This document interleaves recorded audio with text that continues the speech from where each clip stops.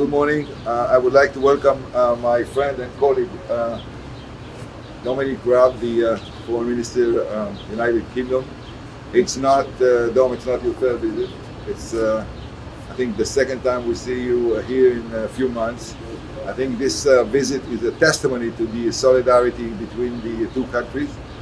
I would like to take this opportunity and to thank the United Kingdom, the Prime Minister Johnson, Foreign Minister Dominic Raab for their standing with Israel and supporting our rights to defend ourselves and condemning the rockets from a populated area to a populated area by the Hamas. It was very important to us, and we would like to thank you on behalf of the government and the Israeli people for that. We also noted the strong voice and very decisive statements against the rise of anti-Semitism, unfortunately recently happened, not just in the UK but elsewhere.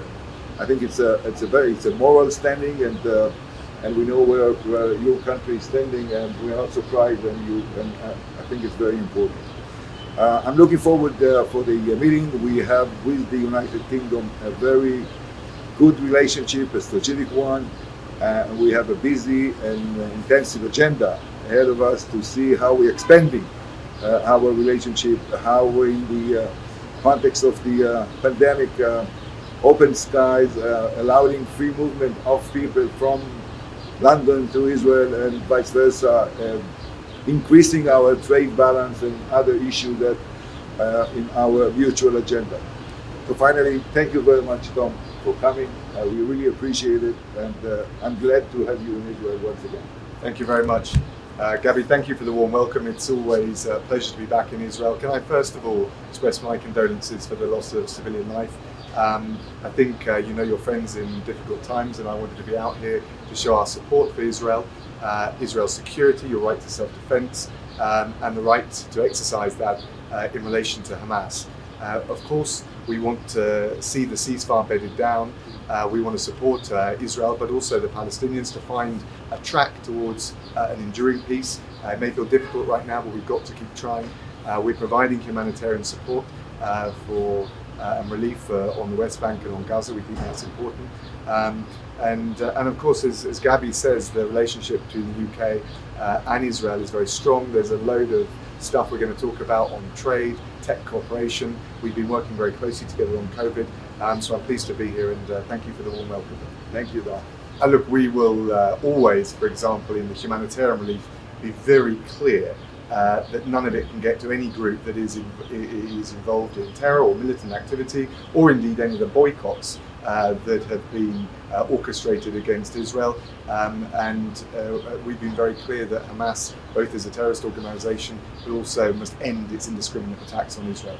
Is there any problem to designate it as a terrorist organization? I'm not sure what that would add. If you look at actually the range of Gabi or anyone else raises to us a specific issue which we've not dealt with, a tangible, practical issue, of course we'd look at it. I'm not sure. I think we've got one of the strongest legal regimes in the world to make sure we protect both Israel, but also more generally against Hamas and other terrorist groups. I would like to add, Amichai, that England was one of the first to designate Hezbollah, and they have probably one of the strongest voice against any boycott against Israel. Just recently, the letter of the Prime Minister Johnson against the ICC investigation and others, I think it's a strong message and indication to the place that England is and the role that England has in this, and we thank the British government for that. Yes, the US understands very clearly where we stand. Yesterday we had the visit of the Secretary of State, and we had a lot of opportunity, both with the Prime Minister and myself, during our discussion there. They know very clear where we stand at. About the first question, I think it's a necessity. We are determined, and that's one of the issues that we discussed together, to weaken the extremists and to strengthen the moderate. We believe that the PLO should be involved in the reconstruction of Gaza. We would like to see the PLO being part of that. You have to remember that they are providing a lot of funds as we speak every month to the Gazan people, and we think that they have to take a greater role in what's happening in Gaza. That's our belief. I think the U.S. believe the same, and this is one of the issues we'll discuss here.